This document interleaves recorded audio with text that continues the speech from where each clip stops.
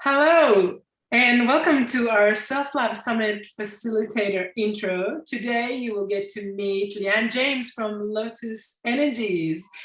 We're getting together to ask 5 questions. So Leanne, I'm just gonna go for it. So when did you realize the value of putting yourself first? I had probably the biggest dip in my life, which I had to reclaim my own authenticity and my own self-love in a really toxic relationship about 5-10 years ago. And that was the point that I just dug down really deep and I pulled out the best of me and to survive and find my own hero. And second question, what is the lowest and the highest point in your life to date? I would have to go back to that same spot. Of course. So yeah, toxic narcissistic relationships do just a head spin, and not just on me, but on my family, my friends, isolation, being stalked, a whole lot of mind games being played. So really from a mental perspective, I thought I was crashing, and I looked 10 years older than I do now back then, 10 years ago.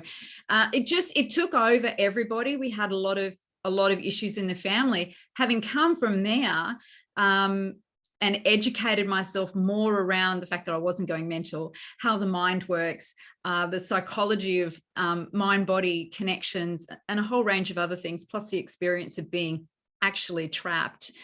My high point is right now. My high point is now I've got a beautiful relationship with a wonderful man that's come because I found who I was back then. My kids, we all talk to each other now. Everything's beautiful, even my ex-husband, and the family connections have all returned better.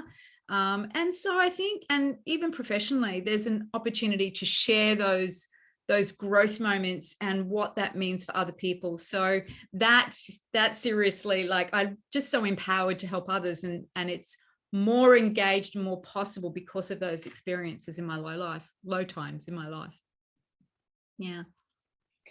Third question, what experience you've had that was crazy and transformational, at the same time?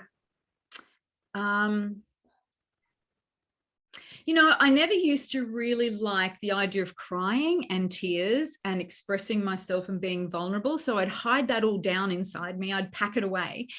And the more I did personal development and transformational work and being coached and being open to doing that, I discovered that all these pains and these feelings and these emotions that would come through, although they were uncomfortable at the time, and felt all over the place and brought up things from the past, became the best opportunities. So it, not crazy as in crazy up here, but all over the place kind of crazy. And so I draw on that. I draw on those times where it seemed mixed up and confused. And as I've come through that, there's been so much value that I can then pass on to other people in the steps. I find myself in usually what I would do is I'm going through these terrible times and I go, now, what can I remember from these terrible times in order that I can help people when I come out of these terrible times? So that's the analytical sciencey side of me. And so, it becomes a very spiritual and emotional and holistic experience then for others as I can share. Beautiful. Question number 4, your current favorite show or movie, book, and why? Just pick one. It has to be books. It has to be books, plural. And I don't have one favorite. If it's sciencey and it helps me to understand the energies of the body and the expression of life and the potential of humanity, hence Lotus Energies, then it's something that I just get super excited about, and I could sit on the couch and read anything along those lines. So law of attraction, but bigger and bolder than that. Quantum mechanics and physics, bigger and bolder than that. Getting into 0-point meditations and learning all about the different applications of science in the mind-body connection and how that can heal us from the inside out.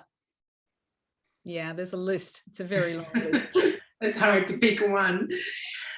And the last question, please, Leanne. What action of self-love you do daily that is non-negotiable? And why did you choose that specifically? I check in with myself, and it's a heart check-in, it's a body check-in, and I breathe. The value of breathing is so underrated. And I know that as I'm breathing in air and oxygen and the power of the universe, then it's actually a physical healing, as well as I just feel so much better. I start my day off that way where I can, but I definitely grab some time during the day to, even if it's just a couple of minutes, to just stop and sit, and I can feel anxieties or stresses that might be tightening up and building. I can feel that sort of like wash away. It's like mini meditations even. And I have to do that. That's how I stay floaty. So don't get me wrong. I still have my down times, and I'm quite happy to admit that out loud. So, and my tears, but I can get through that, and I can come above that when I. So why is that specifically for you? Why do you choose breath for you?